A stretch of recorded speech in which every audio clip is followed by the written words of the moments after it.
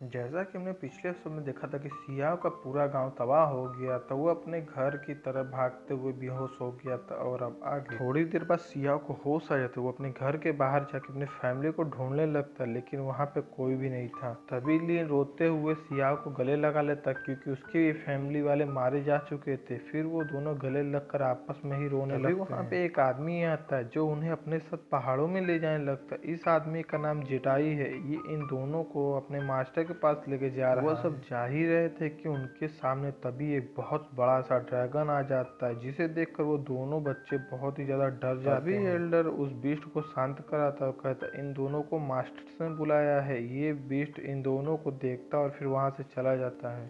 ये beast dragon हजारों साल से यहाँ पे रखवाली कर, इसका नाम वाटर ड्रैगन यूनिकॉर्न है। फिर एल्डर बोलता है कि तुम्हें डरने की जरूरत नहीं है। एल्डर और बच्चे टेंपल के अंदर चले जाते हैं, जहाँ पे मास्टर गे को एल्डर बताते हैं कि इनके गांव के सारे लोग मारे जा चुके हैं और सिर्फ यही 3 लोग बचे हैं। और ये 2 बच्चे और ये एक आदमी जो पागल हो गया वही सिर्फ बचे हुए हैं। तभी मास्टर गे बच्चों को अपने पास बुला के और पूछते हैं आखिर कल रात को हुआ क्या था और ये किसने किया है। यहाँ पे दोनों बच्चे बहुत ही ज़्यादा डरे हुए थे। अब दोनों मास्टर के सामने घुटने टेक देते हैं। लिन कहता हमारे गांव में सब मारे जा चुके हैं, प्लीज़ आप सच का पता लगाओ, ये सब किसने किया। मैं अपने घर में अपने फैमिली के साथ सो रहा था, लेकिन जब मैं सुबह उठा तो मैं एक पेड़ के नीचे था, मेरे पास सियाव था।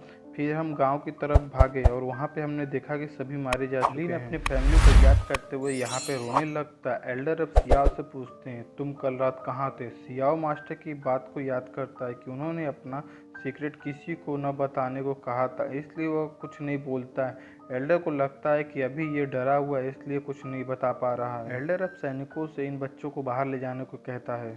तभी एक मोटा मास्टर उठता, बोलता है कि हम अपने अंडर आने वाले एक गांव तक को नहीं बचा सके, हम कैसे पूरी दुनिया से बुराई को ख़त्म करेंगे। अब बाकी एल्डर बोलते हैं कि हम जल्दबाजी में कोई फैसला नहीं ले सकते हैं। तभी मास्टर ये कहते हैं कि हमें पहले इन दोनों बच्चों के बारे में सोचना चाहिए। अब इन दोनों बच्चों को हमें ही रखना होगा। तभी एक एल्डर खड़ा होकर कहता है कि लिन मेरे अंडर रह सकता है, मैं अपने अंडर उसे डिसाइबल बना लूँगा। जिस पर दूसरा एल्डर बोलता है कि तुम्हारे अंडर पहले से ही 200 डिसाइबल है और उनको संभालने में ही तुमको काफ़ी ज़्यादा मुश्किल होती है। तभी वही मोटा मास्टर कहता है कि मेरे पास केवल 7 डिसाइबल है, सियाओ मेरे पास आ सकता है। अब यहाँ पे एल्डर बहुत सारी बातें करते हैं और इन उसकी बातों से ऐसा लगता है कि एक दूसरे से जलन भी रखते हैं। यहाँ सभी एल्डर दोनों बच्चों को अपना डिसाइबल बनाना चाहते थे।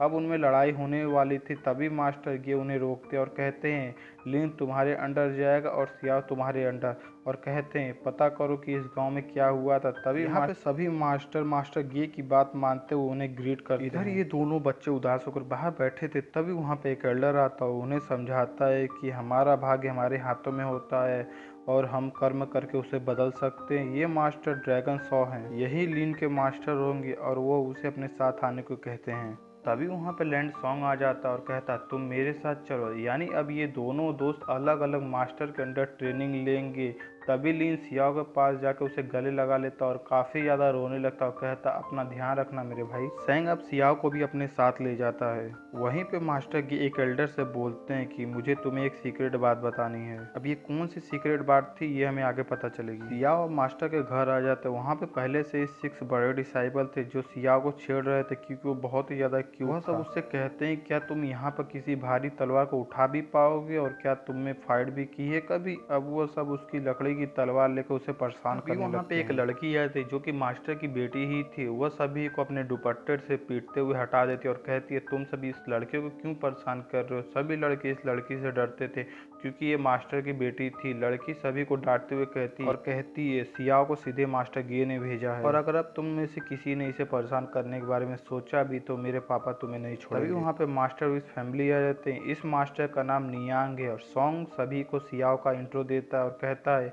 आज से ये तुम्हारा छोटा भाई है और तुम्हें इसका ख्याल रखना है। तभी सैंग सियाओ को मास्टर की रिस्पेक्ट एंड ग्रीट करने को कहता है। सियाओ बहुत रिस्पेक्टफुली एंड हम्बली उन्हें चाय देता है। वो लड़की कहती है सियाओ से मेरा भाई है और इसका ध्यान मैं रखूंगी, और अगर किसी ने इसे परेशान किया तो मुझसे बुरा कोई नहीं होगा। जिस पर सभी लड़के लाइटली कहते कि हाँ हम समझ गए, क्या अब हम खाना खा सकते हैं। यहाँ पे सभी अपने खाने में थोड़ा थोड़ा सियाओ को देने लगते हैं। यहाँ पे सभी लोगों की सियाओ से अच्छी दोस्ती हो जाती है। खाना खत्म करने के बाद अब रात को सियाओ सोने जाता है और उस बॉल को देखता जो उसके ओल्ड मास्टर ने उसे दिया था। वो याद करता है कैसे मास्टर ने उसे रात में प्रैक्टिस करने को कहा था, इसलिए वो कल्टीवेशन के लिए मेडिटेशन करने लगता है। और गाइस, आप सभी भी मेडिटेशन किया करो, आपके लिए काफी अच्छा है। अब सुबह बाहर आ जाता है, तभी वो उस लड़की को देखता एक डॉग के साथ। तो डॉग का नाम रूबे है और सियाओ को देखकर वो भौंकने लगता है, लेकिन लड़की समझाती है कि ये अपना ही भाई है। डॉग समझ जाता है ये डॉग बहुत ही बड़ा और पावरफुल है, ये कम से कम 50 साल तक जीता है। तभी वहाँ पे सॉन्ग आ जाता है और उन दोनों को ट्रेनिंग के लिए बम्बू ग्रास के पास ले जाता है। अब उनको बम्बू काटने के लिए कहता है और सियाओ से पूछता है कि क्या तुम ये कर लोगे ना, जिस पर सियाओ कहता है कि वह अपने गांव में लकड़ियां काटा करता था, उसके लिए ये अहम बात है। अब लड़की बम्बू काटती, वो बहुत शानदार तरीके से बम्बू काटती, एक ही बम्बू को कई टुकड़ों में कर देती। अब सियाओ की बारी थी। सियाओ अपने बाके से बहुत जोर से बम्बू पे मारता है, जो बम्बू उसी को ही आकर लगता है। तभी सॉन्ग सियाओ को समझाता है कि ये स्पेशल तरह का बम्बू इतनी आसानी से नहीं कटता, इसलिए ये तुम्हारे बॉडी एक्सरसाइज के लिए बहुत ही अच्छी एक प्रैक्टिस है। अब उस दिन से सियाओ की ट्रेनिंग स्टार्ट हो जाती है। वह रोज ट्रेनिंग करता है और कल्टीवेशन और नए नए टेक्निक सीखता है। हर रोज वह लड़की ही सियाओ को उठाती है, वह दोनों एक साथ ट्रेनिंग करते हैं। अब समय बीतता और सियाओ बड़ा हो जाता है। अब वह बड़े आराम से बम्बू को अपने स्वाड से काट देता है और इसी के साथ ये एपिसोड एंड हो जाता है। गाइस, वीडियो अच्छे तो लाइक करके चैनल सब्सक्राइब करो। मिलते हैं नई वीडियो में, तब तक के लिए स्टे हेल्दी स्टे सेफ।